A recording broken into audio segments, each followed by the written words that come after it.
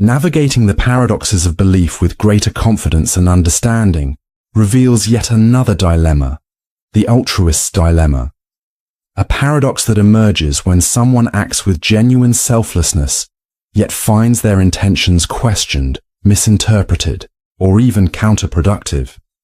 At its core, altruism is the desire to help others without expecting anything in return, an ideal long admired by humanity. However, it is far from simple. Doubts often arise. Can anyone truly act without self-interest? And even if they can, does altruism always lead to the best outcome? These questions form the heart of the dilemma. Consider someone who dedicates their life to charity, tirelessly working to improve the lives of others. From an outside perspective, their actions may appear entirely noble, yet skepticism persists. Are they driven by genuine care, or is there an underlying desire for recognition, social status, or self-validation? This doubt creates a challenge for the altruist. If their actions are perceived as self-serving, even indirectly, does that perception diminish the value of their contributions? And if their efforts are misunderstood or unappreciated, how does that affect their motivation to continue helping? Another layer of the dilemma emerges when altruistic actions lead to unintended consequences. Offering aid to struggling communities may seem unquestionably beneficial, yet in some cases, it fosters dependency, disrupts local economies, or even exacerbates existing problems. This raises a critical question. Is the act of giving enough, or should the actual outcomes of that giving take precedence? The altruist must contend with the reality that doing good is not always as straightforward as it appears. The concept of sacrifice further complicates this dynamic. Altruism often requires giving up something, time, money, energy, or personal opportunities for the benefit of others. While such selflessness is commendable, it can also lead to personal strain. Someone who consistently prioritizes others over themselves may eventually experience burnout, diminishing their capacity to continue helping. This creates a difficult balance. How much should be sacrificed for the sake of others before it begins to cause harm to oneself? At what point does selflessness become unsustainable? Evolutionary biology provides one way to explore this paradox. Altruism is not exclusive to humans.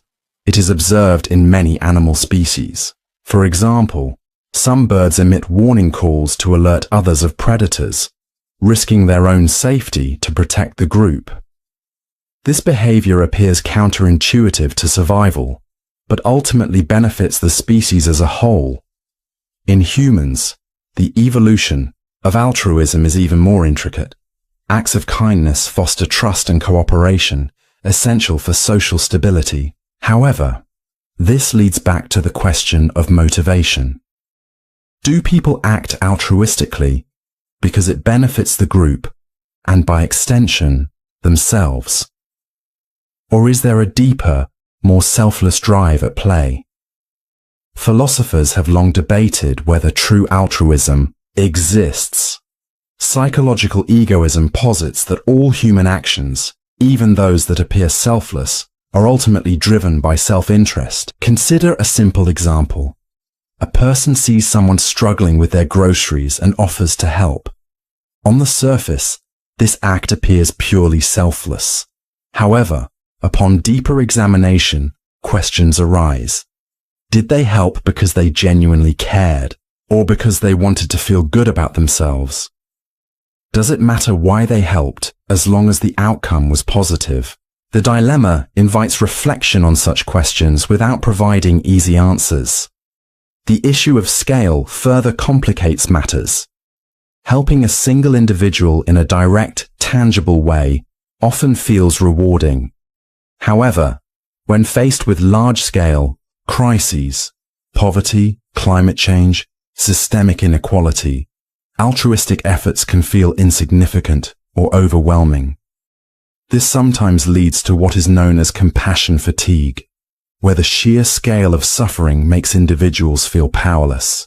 For the altruist, this can be deeply discouraging, leading to self-doubt about whether their contributions are making any meaningful impact or even addressing the right problems.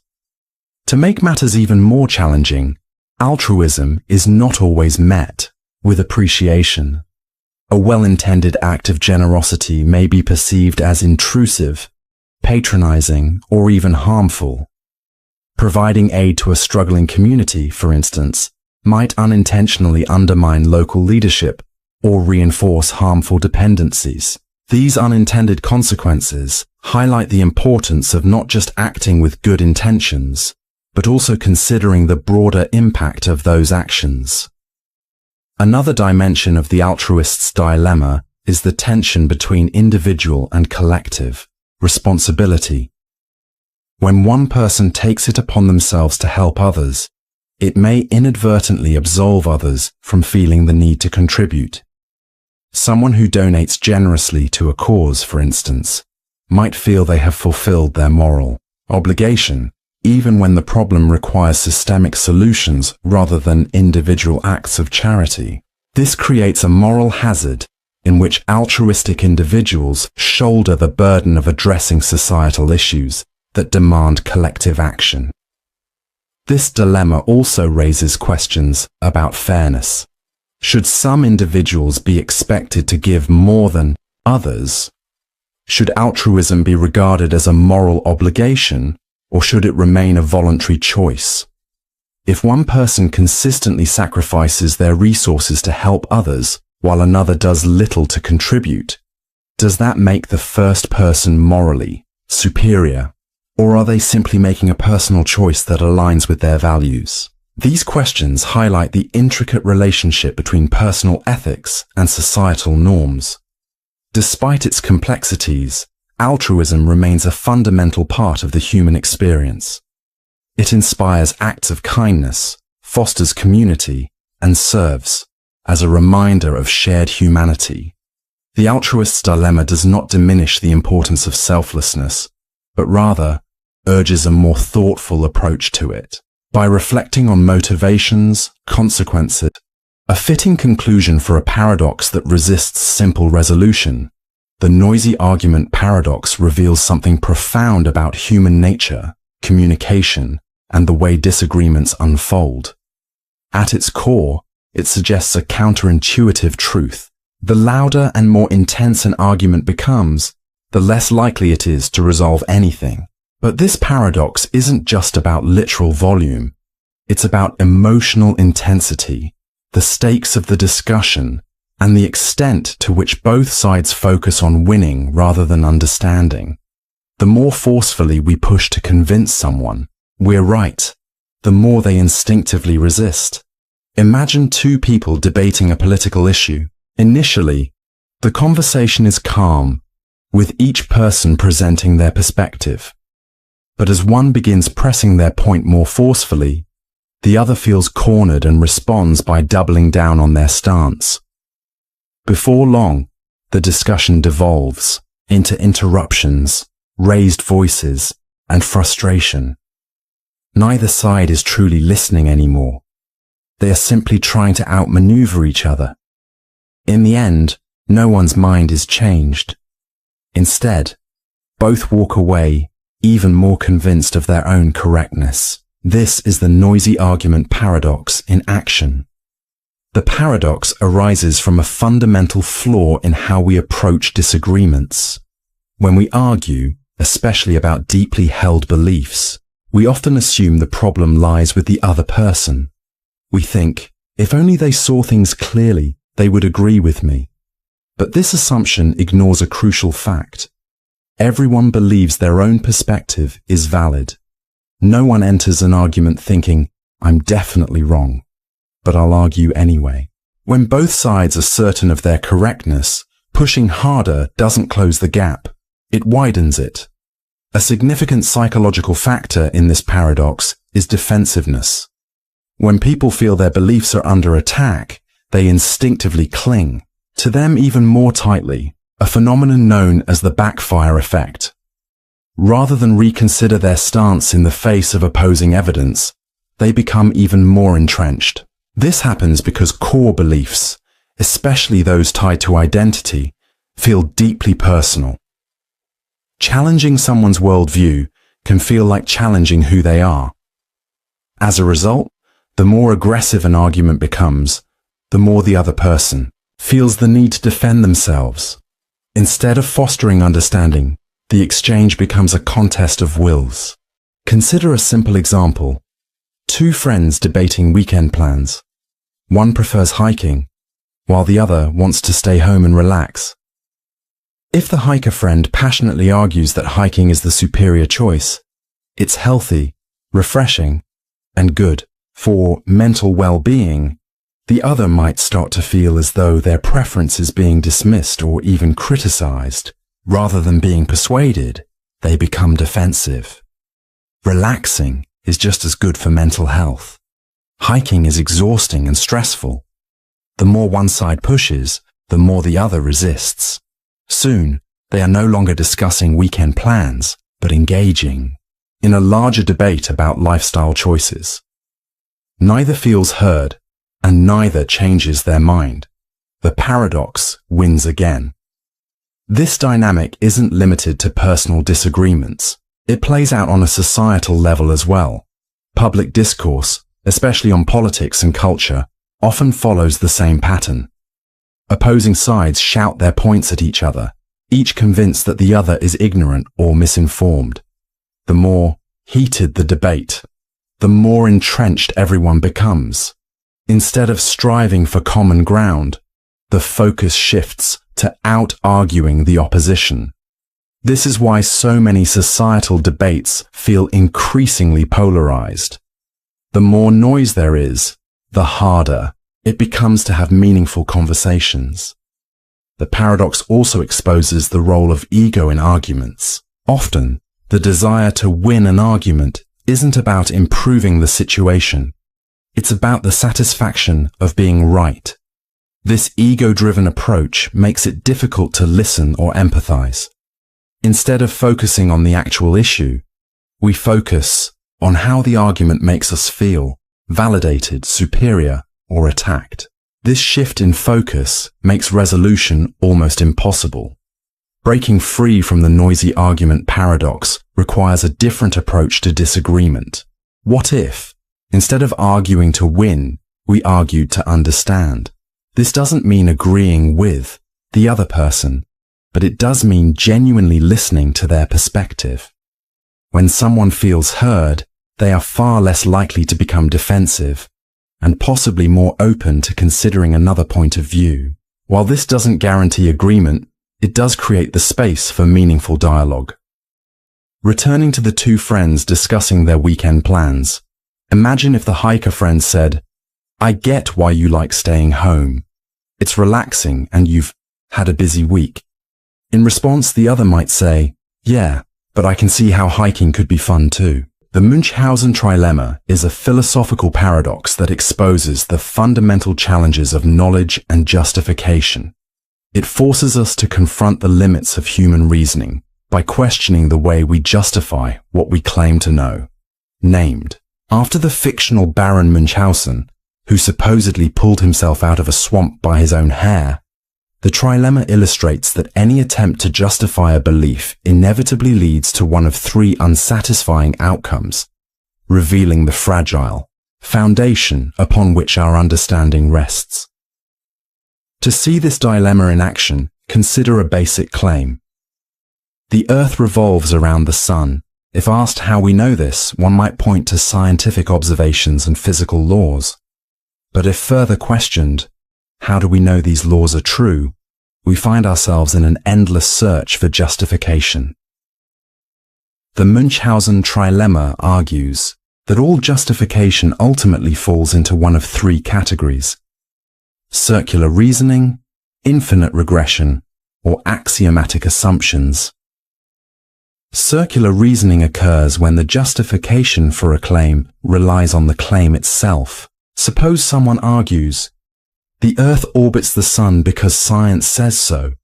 When asked why they trust science, they might reply, because it is based on reliable observations and experiments. But if pressed further, why are those observations and experiments trustworthy?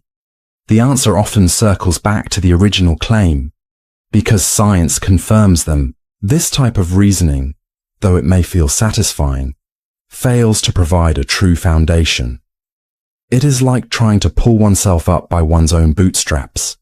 It gives the illusion of justification without actually making progress. The second outcome is infinite regression. Here, every justification requires another, leading to an endless chain with no ultimate foundation. If we ask why the Earth revolves around the Sun and someone responds with the laws of gravity, we might then ask why those laws hold. They might point to mathematical models, but these too require justification. This cycle continues indefinitely, leaving us without a final answer. While infinite regression avoids circularity, it fails to provide an absolute stopping point, instead trapping us in an endless search for deeper explanations. The third possibility is to halt the chain of reasoning by accepting certain axioms as self-evident. This means declaring some fundamental principles as true without proof. For instance, one might say, I accept the laws of physics as given.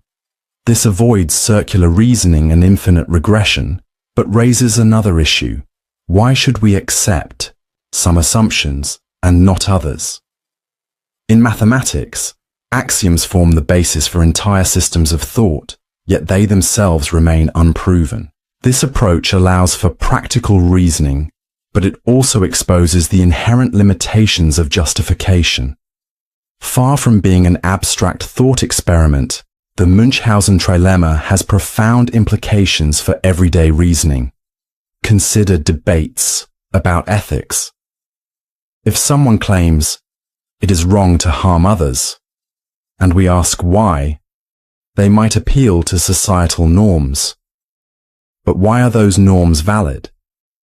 If they point to human empathy, we can then question why empathy should be the foundation of morality. At some point, they will either loop back to their original claim, engage in an infinite chain of reasoning, or declare a moral principle as self-evident.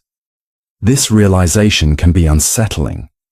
It suggests that our justifications, no matter how rigorous, eventually face a fundamental limitation. However, the trilemma is not meant to undermine knowledge itself, but rather to illuminate the constraints of human reasoning. It encourages us to think more critically about our assumptions and recognize the Philosophers have responded to the trilemma in different ways. Foundationalists argue that certain core beliefs must be accepted without proof, serving as the bedrock of knowledge. Coherentists suggest that beliefs are justified not by a single foundation, but by their coherence within a larger system. Pragmatists take a different approach, emphasizing usefulness over absolute justification. They argue that beliefs should be accepted not because they are proven beyond doubt, but because they are effective in practice. In science, the trilemma underscores the reliance on assumptions that cannot themselves be proven, such as the uniformity of nature or the reliability of human perception. While these assumptions are vulnerable to the trilemma, they provide a workable foundation for discovery. Science, recognizing the provisional nature of knowledge, remains open to revision as new evidence emerges, embodying a pragmatic response to the trilemma's challenge. Beyond academia, the trilemma serves as a valuable tool for critical thinking. It reminds us to question our assumptions, examine the strength of our reasoning, and approach disagreements with intellectual humility. It teaches us that while absolute certainty may be unattainable, the pursuit of knowledge remains valuable. Rather than seeking final answers, we refine our understanding through continuous questioning. Ultimately, the Munchhausen trilemma reveals the depth and complexity of human thought. It shows that while we may never fully escape the challenges of justification, our ongoing efforts to understand the world still bring us closer to deeper insights. The trilemma does not demand resolution. It serves as a powerful reminder of the richness of intellectual inquiry and the enduring mystery of truth itself. The paradox of hedonism reveals a counterintuitive truth. The more directly one pursues pleasure, the harder it becomes to attain. At first glance, this seems puzzling. After all, isn't the pursuit of happiness and enjoyment the essence of life? Yet a deeper exploration of this paradox unveils a profound insight. Pleasure is not something that can be seized and held onto. Rather, it often arises as a byproduct of engaging in meaningful activities, pursuing goals, and cultivating certain mindsets. Ironically, the more one fixates on pleasure itself, the more elusive it tends to become. Consider someone whose sole ambition is to experience joy. They wake each day asking, "What will make me feel good?" They might indulge in entertainment, consume their favorite foods, or seek out thrilling experiences. For a time, this seems fulfilling, but inevitably, the excitement wanes. The same activities that once felt exhilarating begin to lose their charm. This is because pleasure, when treated as the ultimate objective, leads to diminishing returns. The harder one tries to maximize enjoyment, the less they ultimately derive from it. The pursuit of pleasure, taken to an extreme, paradoxically results in dissatisfaction. A simple illustration of this paradox can be found in eating a beloved dessert. The first bite is exquisite, sweet, rich, and deeply satisfying. By the third or fourth bite, the sensation dulls. Continue eating, and what was once delightful becomes mundane or even unpleasant. The initial joy dissipates because pleasure, when overly pursued, loses its potency. Now contrast this with a different approach. Someone who does not actively chase pleasure, but instead dedicates themselves to meaningful pursuits. Perhaps they immerse themselves in painting, volunteer to help their community, or engage in personal growth. These activities may not always provide immediate gratification. Some may even be challenging or demand effort. Yet, over time, they yield a deeper, more enduring sense of fulfillment. The joy they experience is not a result of directly seeking pleasure, but rather an unintended yet natural consequence of engaging in something meaningful.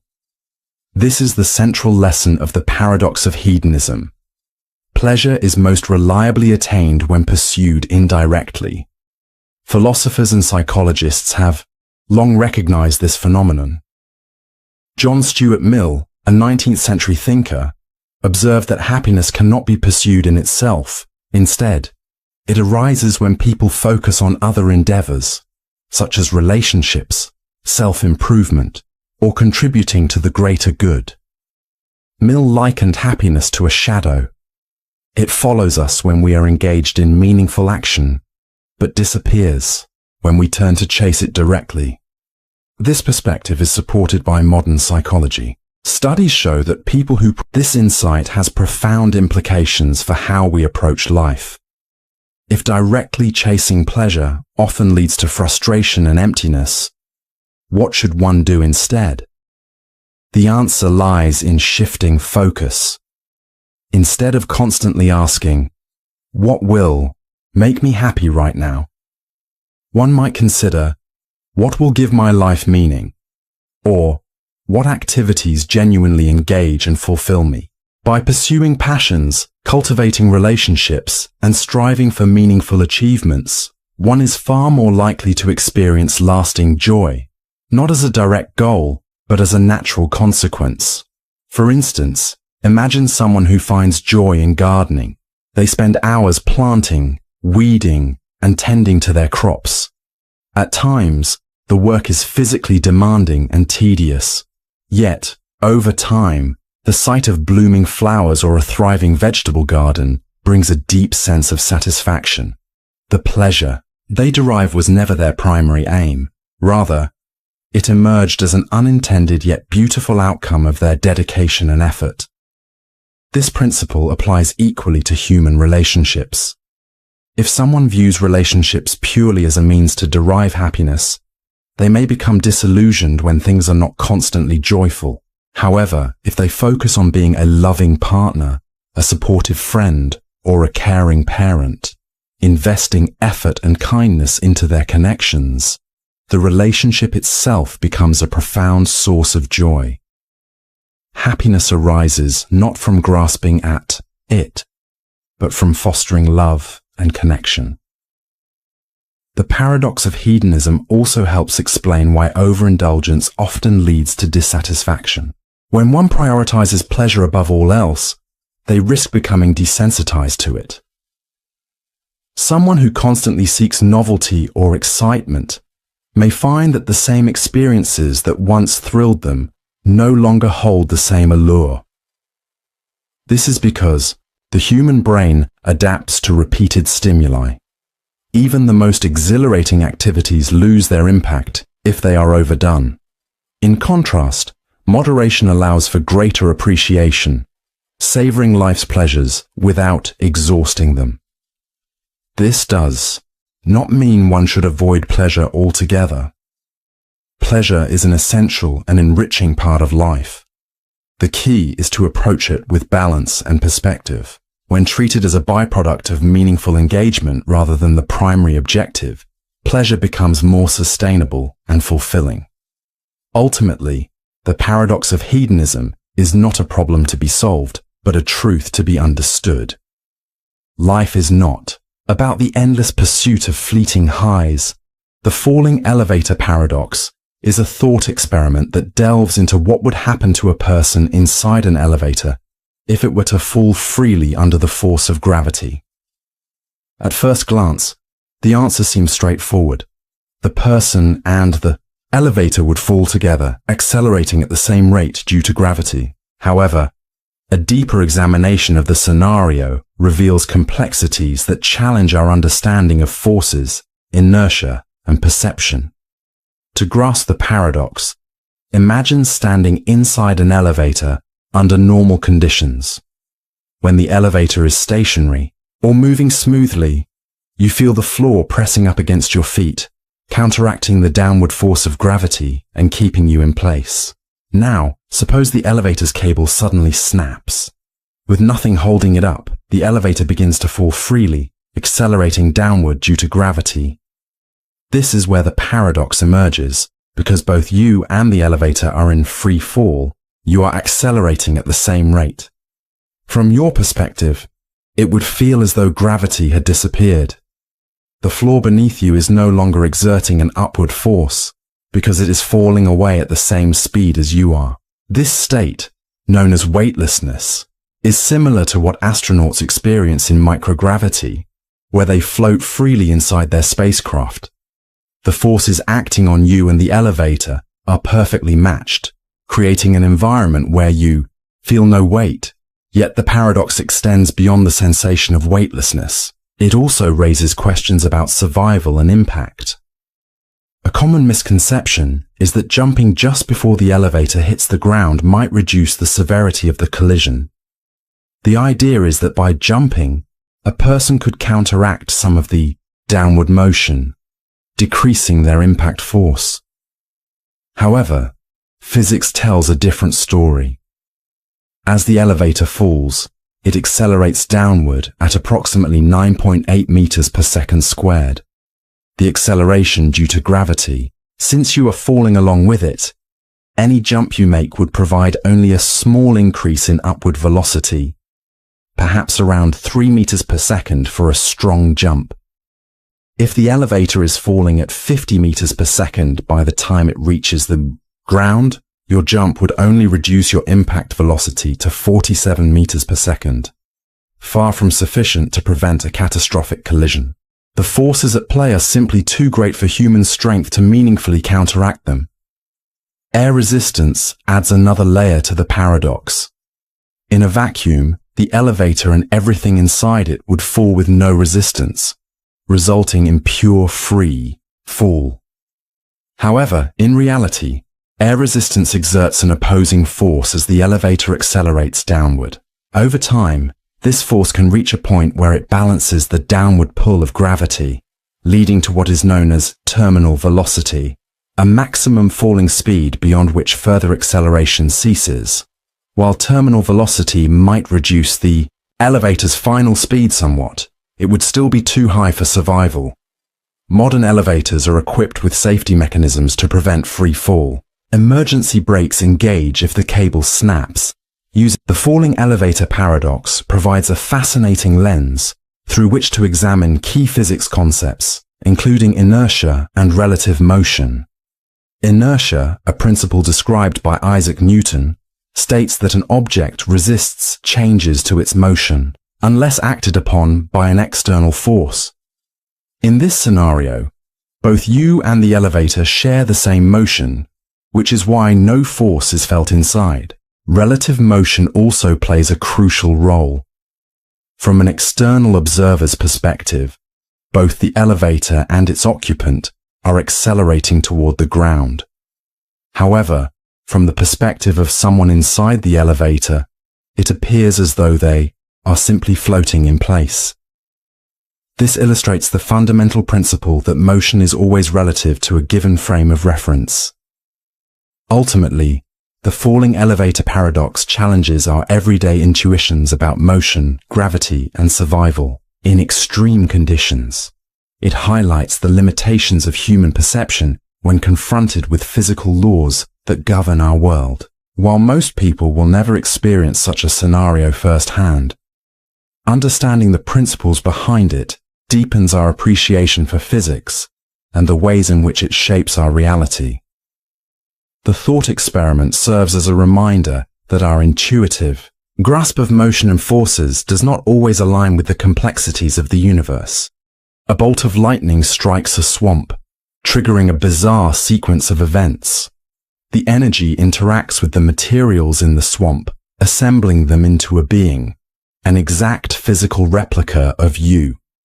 Every cell, every thought, every memory is identical. It looks like you, speaks like you, and remembers your entire life.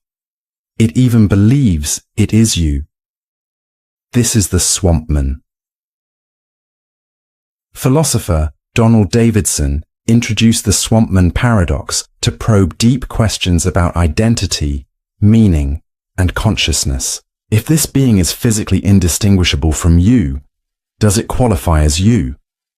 Is it the same person, or something entirely different? These questions challenge our fundamental understanding of personal identity, memory, and continuity. One way to approach this dilemma is through the concept of identity. Many define identity as a combination of physical characteristics, memories, and personality. Since the Swampman possesses all your memories, your childhood, friendships, knowledge, and experiences, it seems reasonable to assume it is you. To everyone around, it would appear indistinguishable. But is identity merely a matter of appearance and memory, or does it require something more? A crucial aspect of identity is continuity, the connection between one's past and present self. When you see a scar from an injury, you recognize it as evidence of an event you experienced. The Swampman, however, lacks this direct connection. It remembers your graduation, but wasn't there. It recalls your favorite vacation, but never stood on that beach. Its memories exist, but they are the result of chance, not lived experience. Philosopher John Locke argued that memory is central to personal identity. By this logic, the Swampman is you because it recalls your past. But others contend that memory alone is insufficient. Identity, they argue, requires a deeper continuity, one that includes not just recollections, but the actual lived process of becoming who you are. Beyond identity, the paradox also raises questions about meaning. Davidson used this thought experiment to explore how meaning arises from experience. When you use the word tree, its meaning is shaped by all the trees you've seen, touched, and learned about. The Swampman, however, hasn't encountered actual trees.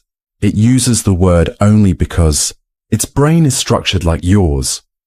If meaning comes from direct experience, can the Swampman truly understand language? Or is it merely mimicking a system of thought without true comprehension? The paradox also touches on the nature of consciousness. If the Swampman thinks, feels, and remembers just as you do, does it possess consciousness? On one hand, it seems impossible to deny. After all, it experiences joy, pain, and love. But on the other, its consciousness is severed from any actual history. It was never born, never grew up, never truly experienced the memories it holds. If consciousness is tied to experience, the Swampman might lack true self-awareness. This thought experiment forces us to re-examine real-world parallels. What about people with memory loss or dramatic personality changes? Are they still the same person? Or cases of brain injuries where a person's sense of self transforms? Do they remain them? If we deny the Swampman's identity, what does that mean for those who undergo profound psychological or neurological changes? The paradox also raises questions about what it means to be human. If the Swampman is not you, does that mean it is less human? Or does its ability to think, feel, and act make it human regardless of its origin? These questions challenge our assumptions about the nature of personhood and whether humanity is defined by history or present awareness. Ultimately, the Swampman paradox is not about the plausibility of a lightning-induced duplicate, but about what it reveals about identity, meaning, and consciousness. By stripping away the usual processes of birth, growth, and experience, it exposes the assumptions we make about what it means to be us. It reminds us that identity is more than just memory or physical form.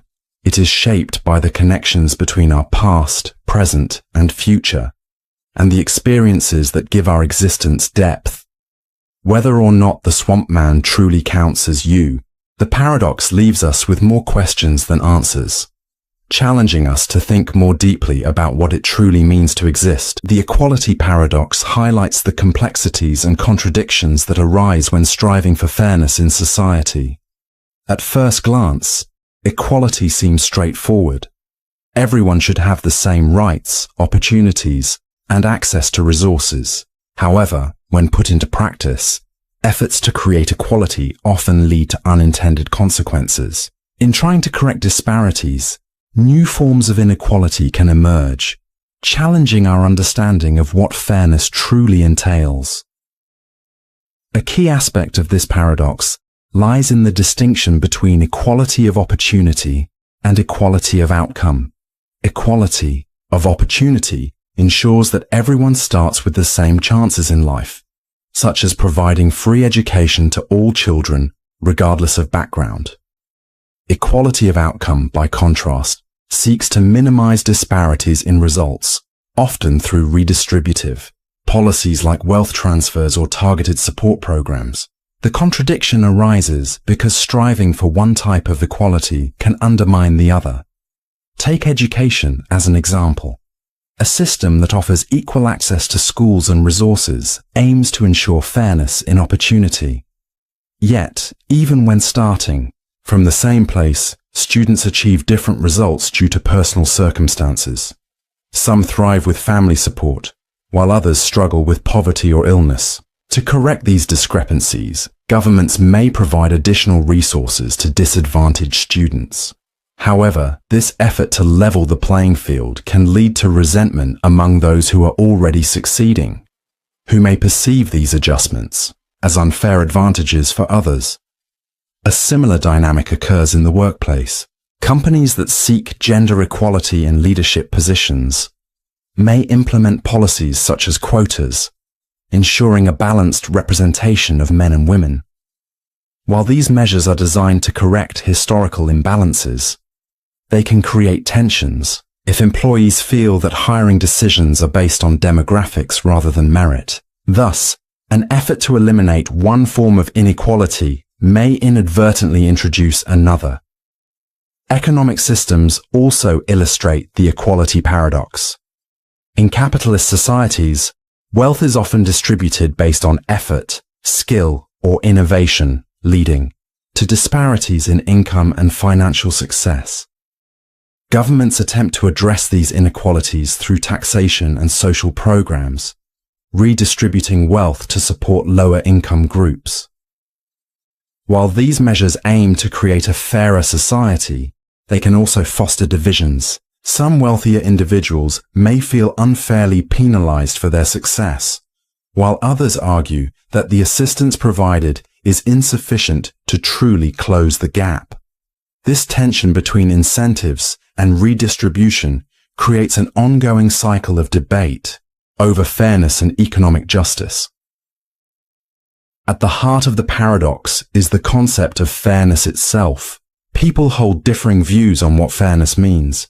Some believe that true fairness requires treating everyone the same, while others argue that fairness means acknowledging differences and providing extra support to those in need. These conflicting perspectives influence policies on education, healthcare, and wealth distribution, often leading to disagreements on what equality should look like in practice. History provides many examples of the equality paradox in action. The civil rights movement in the United States fought to dismantle systemic racial inequalities, advocating for equal rights and opportunities.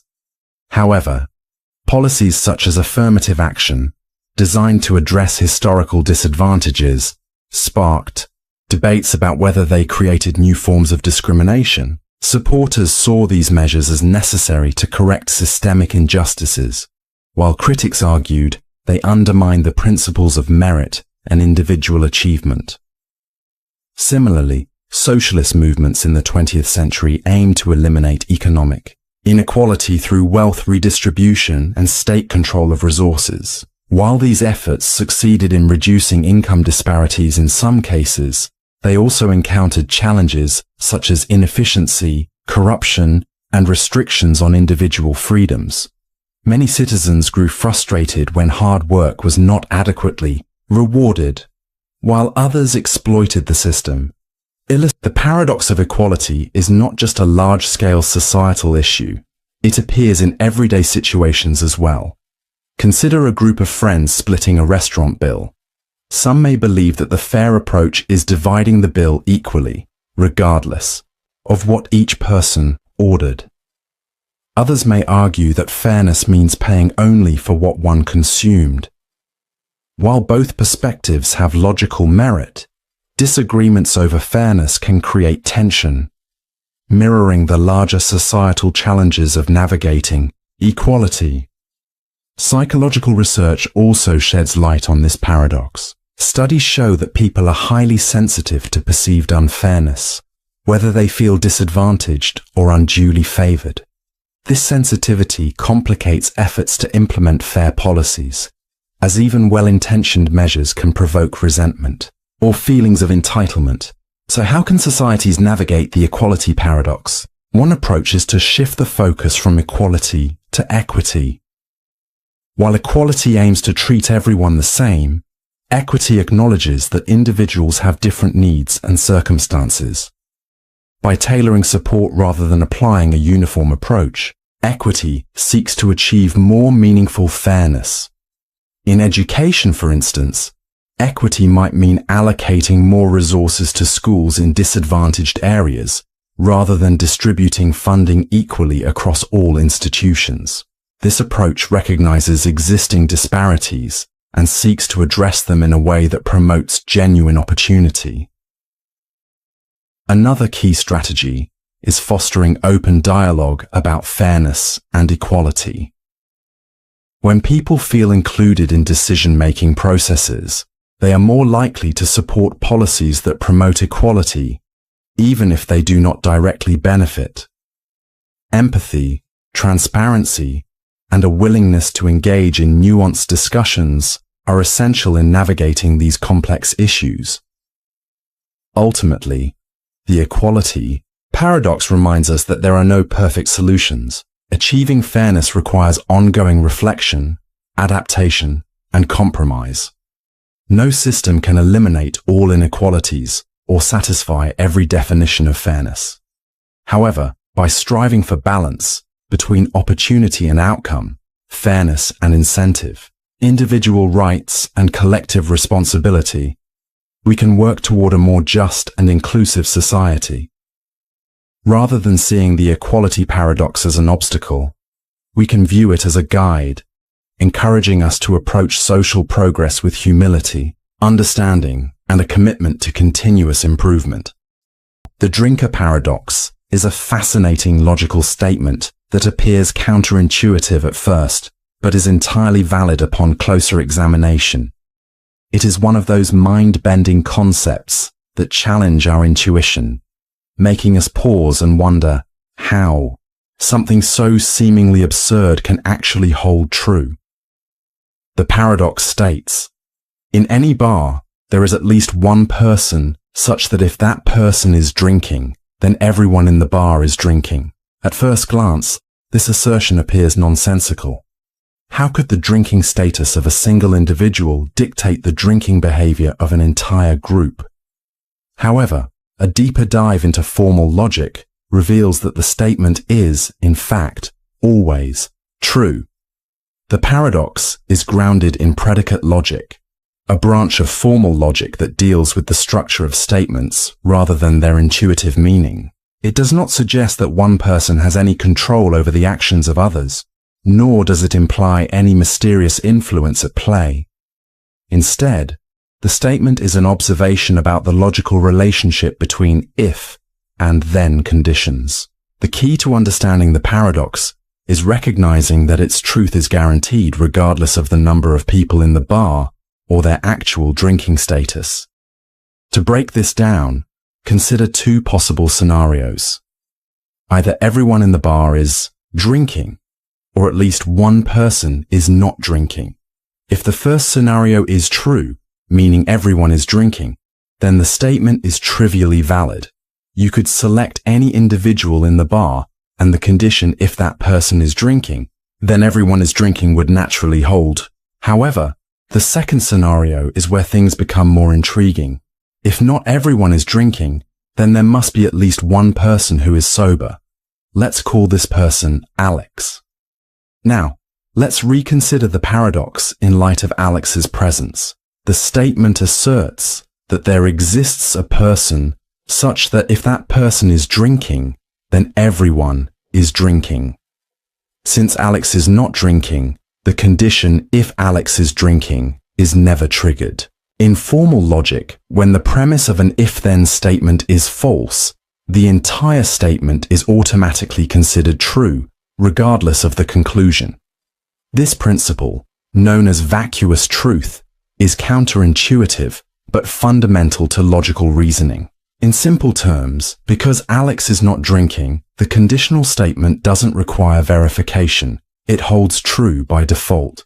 To illustrate this with an example, suppose a bar has 3 patrons, Alex, Ben, and Chris. If Alex is not drinking, the condition if Alex is drinking, then everyone is drinking is automatically true. Now, if Ben and Chris are drinking, then selecting either of them as the key individual in the paradox also satisfies the statement. Regardless of the drinking distribution, there will always be someone in the group for whom the logical structure of the statement holds. What makes the drinker paradox so intriguing is that it highlights how formal logic can lead to conclusions that seem at odds with common sense. In everyday reasoning, we tend to associate if-then statements with causality. If one event occurs, it causes another to happen. However, in formal logic, if-then statements are concerned with truth values rather than causal relationships. This distinction allows statements like the drinker paradox to be true, even when they seem to contradict our intuitive understanding of cause and effect. A central idea underlying the paradox is the concept of vacuous truth. This principle states that a conditional statement is true whenever its premise is false, regardless of the conclusion. Consider the statement, "If I am the king of Mars, then pigs can fly." Since the premise, "I am the king of Mars," is false, the entire statement is considered true no matter how absurd the conclusion, "pigs can fly," may be. This might feel unintuitive, but it is a standard convention in formal logic and plays a crucial role in making the drinker paradox valid. Another fascinating aspect of the paradox is its universal applicability. It holds true for any number of people in a bar, whether there are 3 patrons or 1,000. The reasoning does not change with the size of the group, demonstrating the robustness of formal logic in capturing abstract truths that are independent of specific circumstances. At the same time, the paradox serves as a reminder of the limitations of logic in describing real-world behavior. While it is a mathematically valid statement, it does not offer any practical insight into how people behave in social settings. No bartender would rely on this reasoning to determine who is drinking in their establishment. Instead, its value lies in how it challenges our perceptions of truth and forces us to think more carefully about the structure of logical statements. Beyond its immediate implications, the drinker paradox connects to broader discussions in philosophy and mathematics. It is closely related to fundamental logical principles such as the law of excluded middle, which states that every statement is either true or false, with no middle ground. By exploring paradoxes like this, philosophers and mathematicians refine their understanding of logic's foundations and uncover new ways to approach abstract reasoning. Ultimately, the drinker paradox is a thought-provoking example of how logic can lead to conclusions that defy our expectations. It reminds us that truth can take forms that seem strange or counterintuitive at first, but are perfectly valid within a formal framework. Engaging with such paradoxes expands our understanding of logic and deepens our appreciation for the beauty and power of abstract reasoning. Even if it has no direct real-world application, the paradox offers a glimpse into the surprising ways in which logic can illuminate the mysteries of the universe. The whole argument presents a profound philosophical challenge within the study of physics, particularly in the context of general relativity. At its core, it questions the relationship between mathematics, physical reality, and how we describe the universe. It forces us to ask whether the structures we use to explain space, time, and matter truly correspond to reality, or if they are merely conceptual tools that help us organize our understanding. To grasp the depth of this argument, we must first consider the foundations of general relativity. In Einstein's theory, space-time is not a fixed stage upon which objects move, but a 4-dimensional continuum that merges the 3 spatial dimensions with time. This fabric of space-time is shaped by the presence of mass and energy, curving, bending, and influencing the motion of objects through what we perceive as gravity. The behavior of space-time is described by Einstein's field equations, which mathematically relate the distribution of matter and energy to the curvature of space-time. Now, imagine using these equations to model a specific region of space-time, whether it contains stars, planets, or even just empty space. This mathematical model assigns certain properties, such as curvature and coordinates, to every point within the region, defining its structure. Implicit in this approach is the assumption that our mathematical description of space-time reflects an objective physical reality. The whole argument, however, calls this assumption into question. The argument becomes clear when we consider an empty region of space-time, a hole where no matter or energy exists. If space-time is a tangible entity, then it should have a definite structure, even in the absence of matter. But according to the whole argument, general relativity does not uniquely determine the properties of this empty region based solely on the distribution of matter outside it. This is because the equations of general relativity remain valid even if we shift, relabel, or deform the mathematical coordinates describing the whole. In other words, multiple equally valid mathematical descriptions can exist for the same physical scenario, raising the question, if different mathematical models can describe the same reality, then what is reality itself? This ambiguity leads to a troubling conclusion. Space-time, at least in the way we describe it, might not be a concrete physical entity, but rather a conceptual framework.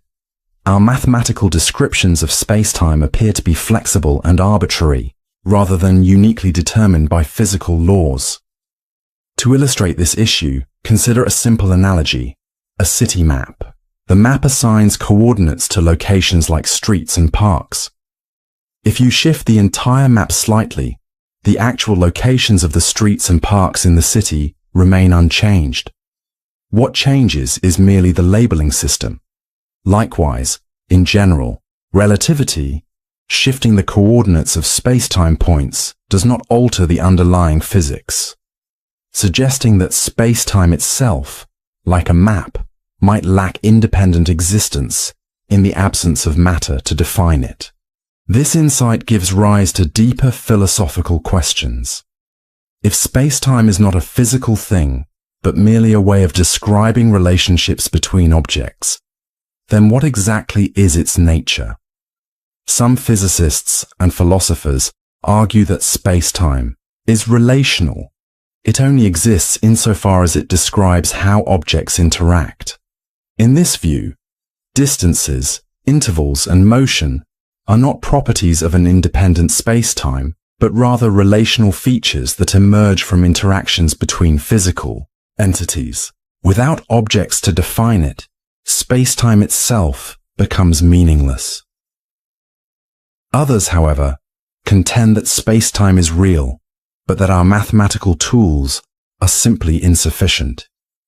The whole argument in this interpretation does not prove that space-time lacks reality. It only exposes the limitations of our models. The fact that multiple mathematical representations can describe the same physical situation might not mean space-time is unreal, but rather that our understanding remains incomplete. The whole argument also challenges the concept of determinism, the idea that the present state of the universe fully determines its future. In classical physics, if we know the exact properties of a system at one moment, we can predict its future behavior with certainty. But in general relativity, the whole argument suggests that the structure of space-time in a given region cannot always be uniquely determined by external conditions. This raises the possibility that the universe contains an inherent element of unpredictability. Even Einstein himself struggled with these ideas.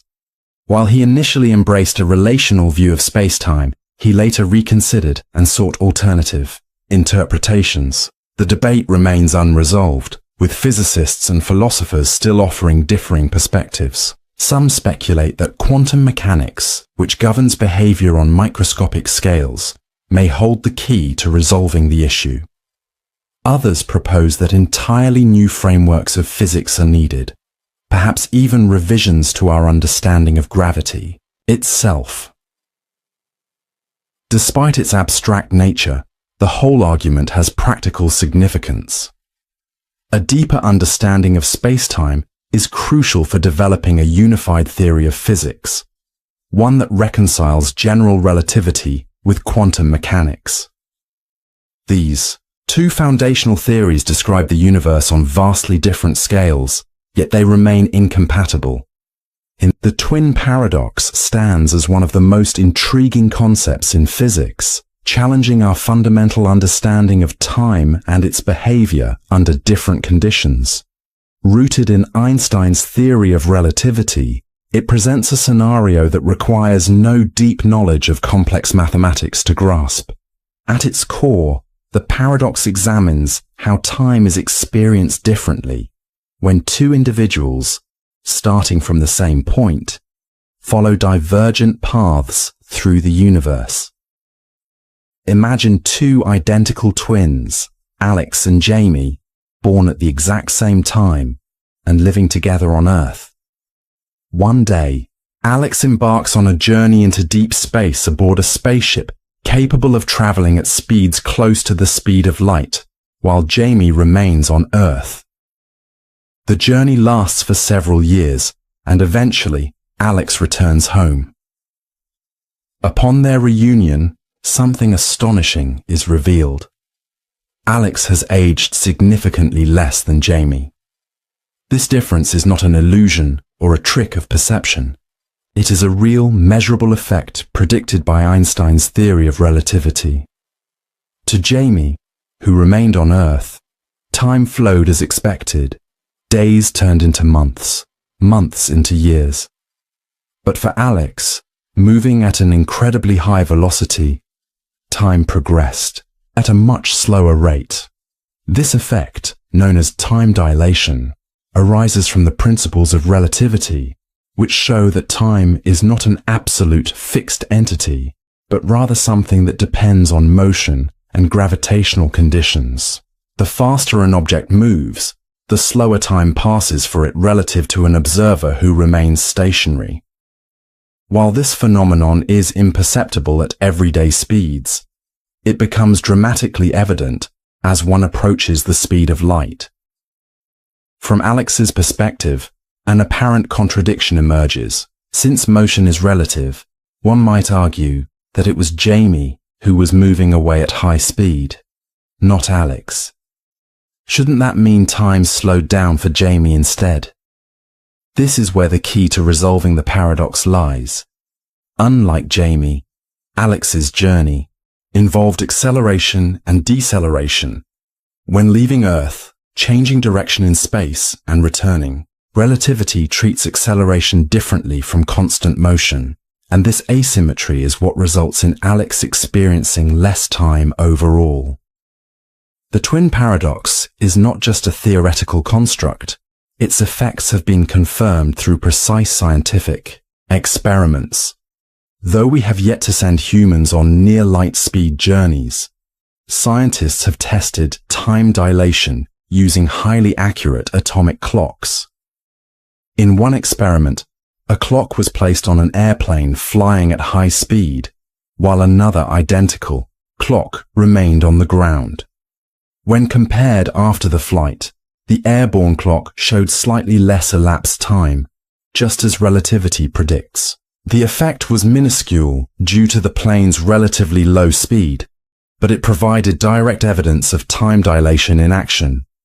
Beyond theoretical implications, the paradox has practical significance in modern technology. The satellites that power GPS navigation orbit Earth at high speeds and in weaker gravitational fields, both of which influence their experience of time compared to people on the planet's surface. Engineers must account for these effects to ensure accurate GPS readings. Without adjustments for relativity, errors would accumulate rapidly, rendering the system unreliable. On a deeper level, the twin paradox raises profound philosophical and existential questions. The paradox also invites speculation about the future of space travel. If humans ever develop spacecraft capable of reaching relativistic speeds, interstellar journeys could allow astronauts to experience a vastly different passage of time compared to those left behind. Imagine an explorer setting off on a mission to a distant star, only to return to an Earth that has transformed beyond recognition, where loved ones have aged or passed away, and civilizations have evolved in unforeseen ways. At its heart, the twin paradox serves as a reminder that time is not a simple, unchanging flow, but a dynamic, malleable aspect of reality. It forces us to see time not as a rigid sequence, but as something that bends and stretches depending on motion and gravity. In many ways, it is not just a story about physics, it is a lesson in perspective. just as Alex and Jamie perceive time differently. People in our everyday lives often experience the world through unique lenses shaped by their own conditions and experiences. Recognizing these differences can lead to a deeper understanding of both science and human nature. Ultimately, the paradox is more than just a curiosity. It is a glimpse into the astonishing complexities of the universe. It challenges us to rethink our assumptions and embrace a cosmos where time itself is relative, a reality far more intricate and wondrous than our everyday experience suggests. Zeno's arrow paradox is one of the most thought-provoking challenges to our understanding of motion, time, and reality. At first glance, it appears deceptively simple, even trivial. But as we examine it more closely, its apparent clarity dissolves into something far more perplexing. Zeno introduced this paradox as part of a broader argument questioning whether motion and change truly exist as we perceive them. By focusing on the flight of an arrow, he compels us to reconsider the fundamental nature of movement and the passage of time. Imagine an arrow in flight. It has been released from a bow and is traveling toward a target. To any observer, the motion seems obvious. The arrow begins at one location and progresses smoothly through the air until it reaches another. This is an ordinary, everyday experience. But Zeno urges us to slow down and analyze what is happening at any given instant. If we freeze time at any single moment during the arrow's flight, where is the arrow? At that precise instant, the arrow occupies a specific position in space. It does not appear to be moving. If this holds true for every single moment that we observe, then how can the arrow be said to move at all? This question strikes at the heart of how we define motion. Movement, in its most basic sense, involves an object changing position over time. But what happens when we divide time into smaller and smaller increments? At any single point in those intervals, the arrow must be somewhere specific. If we claim that, in each frozen moment, the arrow does not change its position, then it is stationary at every instant of observation. Yet, if it is always stationary in every individual moment, how can these stationary moments combine to produce motion? This reasoning feels counterintuitive because we clearly perceive the arrow moving. We can watch it traverse the sky and hit its target. But Zeno's paradox is not concerned with what we perceive. It challenges what happens when we attempt to describe motion through logic and reasoning. If time consists of an infinite series of individual moments, and the arrow remains still in each of them, then movement appears to be an illusion. But if time is not composed of discrete moments, then what exactly is it? Zeno's paradox does not merely challenge motion, it calls into question the very nature of time itself. Consider an analogy, a film reel. A movie is composed of individual frames, each showing a single frozen image. When played rapidly, these still images create the illusion of continuous movement. If you were to stop on a single frame, the picture would be motionless, much like Zeno's arrow.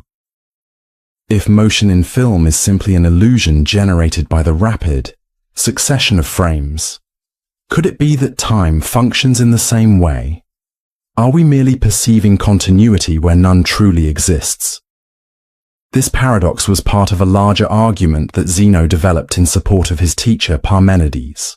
Parmenides maintained that change and motion were illusions, and that reality was fundamentally unchanging and indivisible.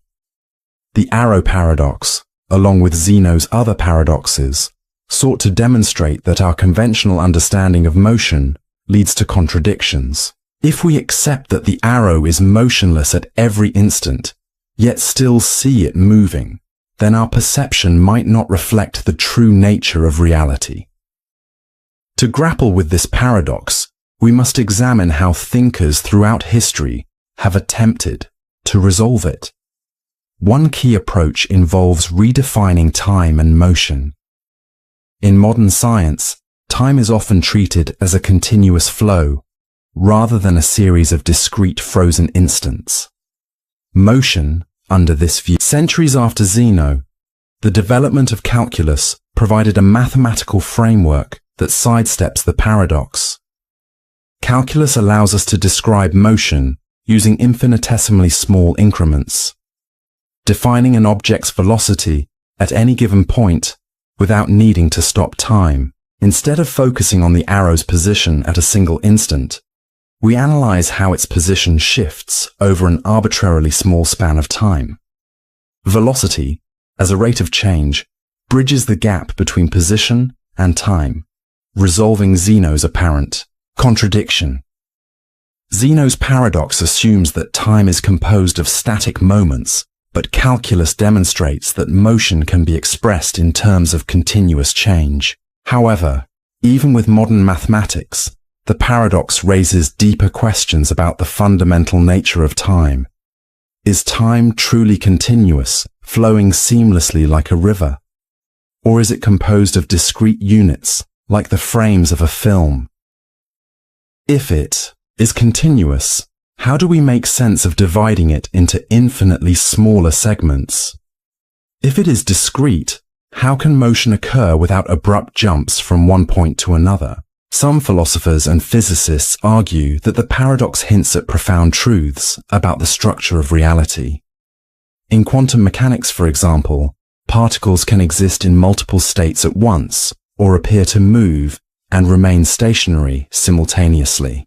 These strange quantum behaviors resonate with Zeno's insights, suggesting that our everyday understanding of motion and time may not fully capture the deeper complexities of the universe. Others contend that Zeno's paradoxes do not prove that motion is impossible, but rather expose the limitations of our reasoning. When we attempt to divide time or movement into infinitely small parts, we encounter conceptual difficulties because our logic struggles to handle the nature of infinity. The paradox compels us to reconsider how we approach such problems, challenging us to refine our understanding of fundamental concepts. Ultimately, Zeno's arrow paradox is far more than a puzzle about an arrow. It is a profound inquiry into the nature of existence itself. It forces us to rethink our assumptions about motion, time, and perception. It reminds us that even the most familiar aspects of reality can conceal deep philosophical mysteries. When we observe an arrow soaring through the air, we rarely question whether motion is real or merely an illusion. But Zeno's paradox urges us to pause. The difficulty lies in determining where to draw this boundary. What distinguishes harmful intolerance from a mere difference of opinion? Societies and individuals may arrive at different conclusions on this matter. Some argue that hate speech is inherently intolerant and should be restricted, as it fosters an environment of fear and division. Others contend that the best way to combat harmful rhetoric is not through suppression, but through counter-arguments and open debate. This ongoing debate revolves around a central dilemma. How can we prevent intolerance from eroding tolerance without becoming intolerant ourselves? One useful approach is to focus on actions rather than beliefs. Individuals may hold intolerant views privately without acting on them in ways that harm others. For example, someone might harbor prejudices but never advocate for violence or enact policies that infringe upon others' rights. In such cases, their personal beliefs, however objectionable, do not pose an immediate danger to society. However, when these beliefs manifest in actions, such as inciting violence, spreading dangerous propaganda, or implementing discriminatory laws, they cross into the realm of harmful intolerance that a society cannot afford to tolerate. History offers numerous cautionary tales about the consequences of unchecked intolerance. The rise of totalitarian regimes in the 20th century, such as Nazi Germany, illustrates this phenomenon with chilling clarity. The Nazi Party initially used the freedoms of a democratic society to spread its ideology. Once in power, however, they dismantled those very freedoms, suppressing dissent and persecuting those they deemed undesirable.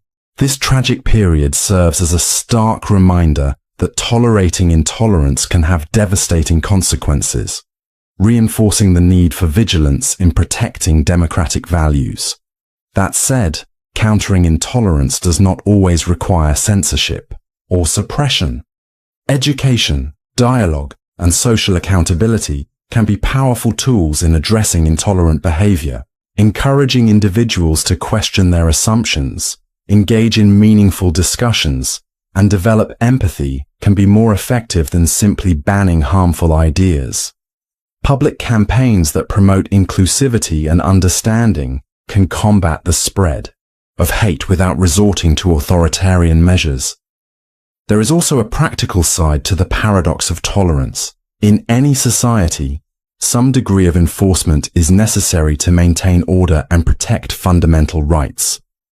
This may involve implementing laws against hate crimes, regulating harmful misinformation, or ensuring that public discourse remains constructive. These measures are not violations of tolerance, but rather safeguards that preserve the conditions necessary for a tolerant society to function. Without such protections, tolerance itself can be eroded by those who seek to exploit its openness for destructive ends. A useful analogy is to think of tolerance as a principle that, like all values, requires boundaries to sustain itself. Just as freedom of speech does not include the right to incite violence or falsely shout fire in a crowded theater, tolerance does not demand that we accept ideologies that seek to dismantle the rights and safety of others. Setting limits is not a betrayal of tolerance. It is a means of protecting it.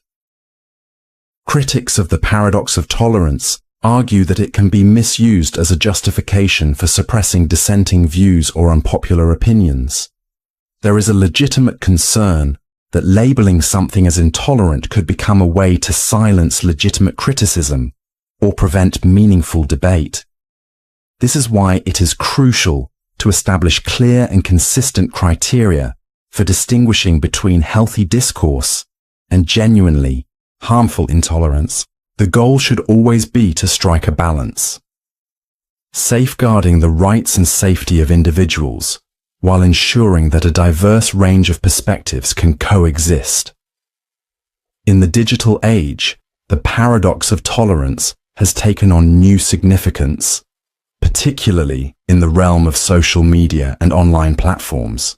The internet has created unprecedented opportunities for communication and the exchange of ideas, but it has also facilitated the spread of hate speech, disinformation, and extremism. Online platforms face the difficult challenge of deciding how to regulate content while upholding principles of free expression. Should they remove posts that promote intolerance, or should they allow them to remain visible in the hope that they can be countered with better arguments? These questions mirror the broader societal struggle of how to uphold tolerance without enabling its destruction. The paradox of tolerance does not offer a simple solution, nor does it provide a universal rule that applies in every situation.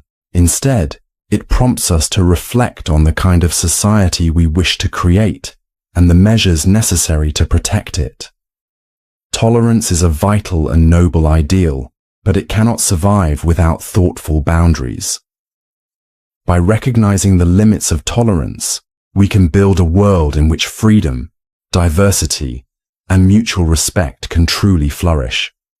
In doing so, we uphold not only the principle of tolerance itself, but also the humanity it seeks to preserve. The Pinocchio paradox is a fascinating thought experiment that blends logic, self-reference, and the nature of truth with the whimsy of a classic tale.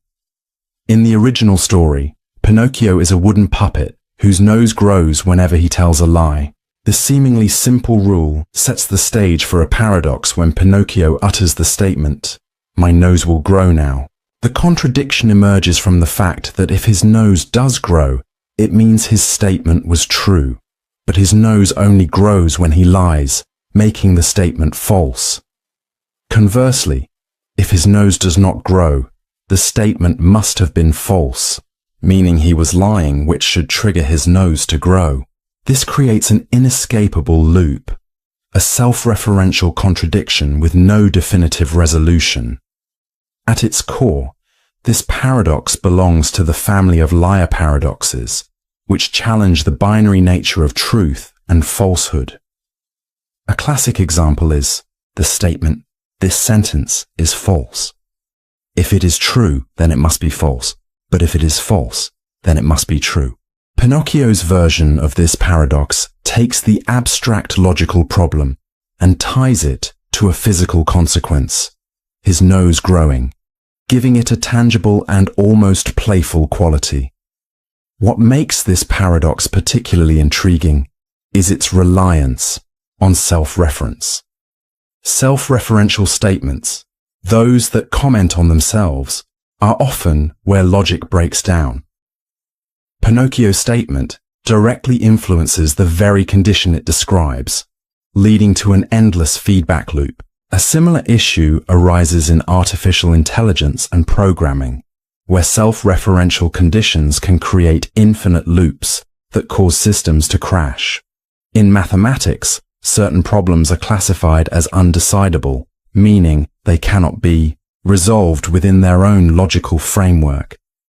Beyond its logical implications, the Pinocchio paradox raises philosophical questions about identity and agency. Pinocchio is not merely a puppet. He is a character with thoughts, intentions, and the ability to predict future events. When he makes a statement about his nose, is he exerting control over the rule governing it? Or is he revealing a limitation in the rule itself? This touches on deeper philosophical debates about free will and the constraints of structured systems. Additionally, the paradox highlights the interplay between language and reality. Pinocchio's words do not just describe a potential outcome, they actively shape it. This mirrors real-world discussions in linguistics and philosophy, where language is not just a tool for communication, but a force that can influence perception and behavior. It also ties into ethical dilemmas, such as whether a lie is defined by intent or by outcome. If Pinocchio sincerely believes his nose will grow but it doesn't, was he lying or was he simply mistaken? This distinction further complicates the seemingly straightforward rule governing his nose. On a broader level, the Pinocchio paradox serves as a metaphor for the complexities of logic, truth, and paradoxical systems that resist simple resolutions. From quantum mechanics to artificial intelligence, many fields encounter situations where rigid rules lead to unexpected contradictions. The paradox's appeal lies not in solving it, but in contemplating the questions it raises. Questions that stretch our understanding of logic and challenge our assumptions about reality. Ultimately, the paradox reminds us that truth is not always as simple as it seems.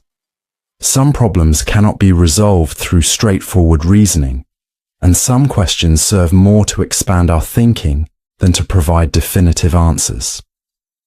Pinocchio's story may be a fairy tale, but the paradox it inspires continues to captivate and challenge minds across disciplines, offering a timeless puzzle that defies easy explanation. The traveler's paradox is one of those intriguing ideas that captivates the imagination while challenging our understanding of time, reality, and logic. At its core, it presents a contradiction. How can someone alter the past if their actions in the past directly influence their ability to travel there in the first place? This paradox, often referred to as the grandfather paradox, has been extensively explored in science fiction, philosophy, and even physics. It raises fundamental questions about the nature of time and whether the past is something that can ever truly be changed. To grasp the essence of the traveler's paradox, Imagine someone invents a time machine and journeys into the past. Suppose they travel to the early 20th century and make a critical decision to prevent the very invention of the time machine. If they succeed, they erase the possibility of time travel ever occurring, which means the machine they used to travel back in time would never have existed.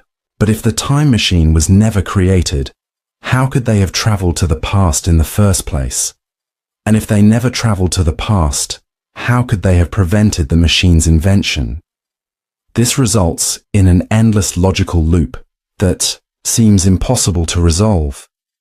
The paradox forces us to rethink the concept of cause and effect, which in our everyday experience follows a linear order. Causes always precede their effects. A glass falls and then shatters. It does not shatter first and then fall. This progression feels natural because it aligns with how we experience time. However, the traveler's paradox suggests a scenario where cause and effect interfere with each other, creating a self-contradictory loop. It also raises the question of whether time is fixed or malleable. If time is rigid, then the past, present, and future are predetermined, and no matter what actions a time traveler takes, they cannot truly change what has already happened. Under this view, the paradox is avoided because the traveler's actions would always align with the established timeline. Their presence in the past might be significant, but it would never fundamentally alter history. Conversely, if time is flexible and the past can be changed, the paradox becomes unavoidable. Any modification to past events could ripple through history and alter the present and future in unpredictable ways. Imagine a traveler preventing a major war. Upon returning to their own time, they might find a completely different world, one in which they never had a reason to travel back in time to stop the war in the first place. The moment they change history, they remove the very motivation that led to their journey, creating a self-defeating loop.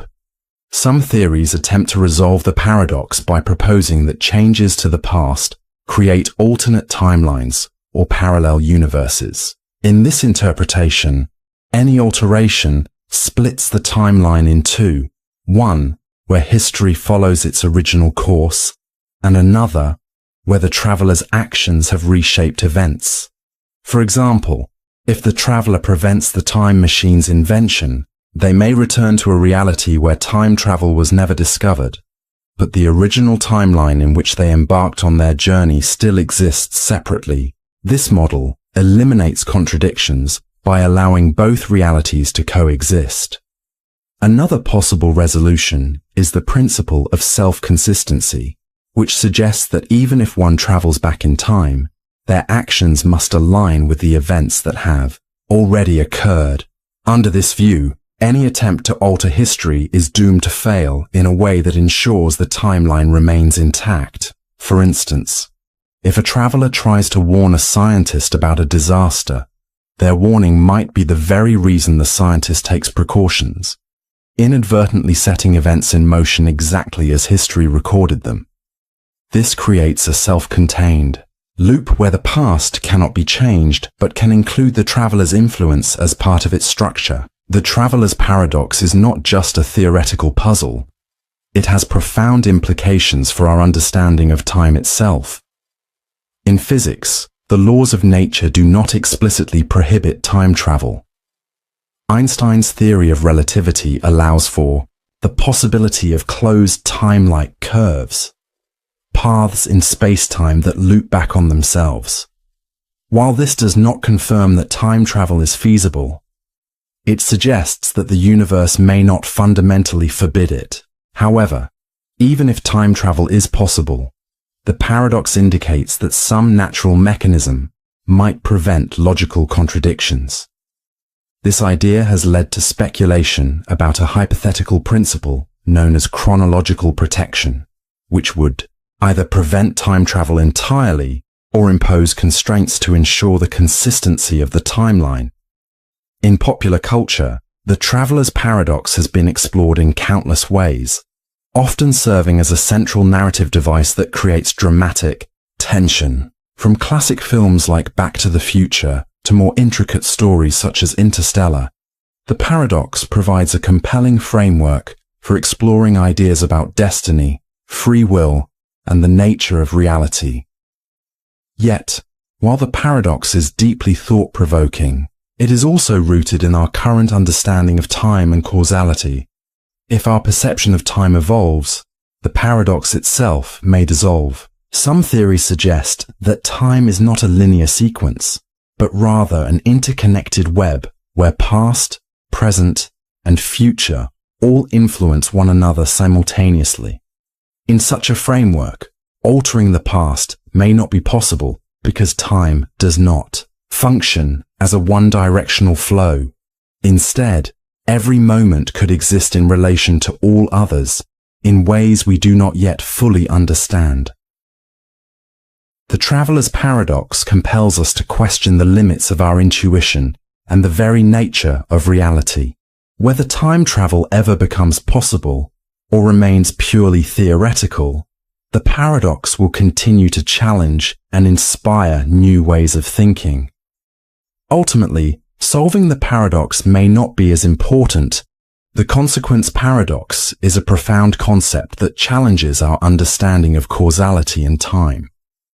It revolves around the idea that certain events or actions can lead to outcomes that seemingly contradict their origins.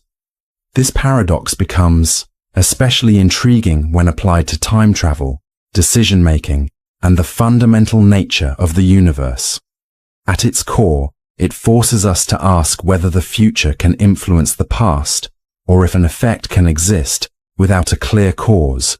To grasp the essence of the consequence paradox, consider a hypothetical scenario. Suppose someone travels back in time and shares a crucial piece of information with their younger self, perhaps a stock tip that leads to immense wealth. The dilemma emerges when we ask, where did this information originate? The older version of the person only knew to invest in that company because they were told to do so in the past.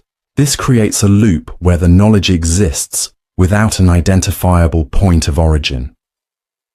Can something exist if it was never truly created? This idea extends beyond time travel and into our fundamental understanding of cause and effect. Typically, we assume that every effect must stem from a preceding cause. If a stone is thrown into a pond, the ripples follow because of the impact. But what if the ripples appeared before the stone was thrown? What if an event occurred without an initiating cause? The consequence paradox forces us to grapple with such possibilities. A similar paradox arises in discussions of predestination. Imagine a person who discovers a mysterious book filled with scientific breakthroughs. Using its knowledge, they revolutionize the world and later invent a time machine. They decide to send the book back in time to their younger self, ensuring the cycle continues. But if the book's knowledge was never originally created, where did it come from? This paradox suggests that time may not be as linear as we perceive it, that events could form self-sustaining loops where causes and effects blur together.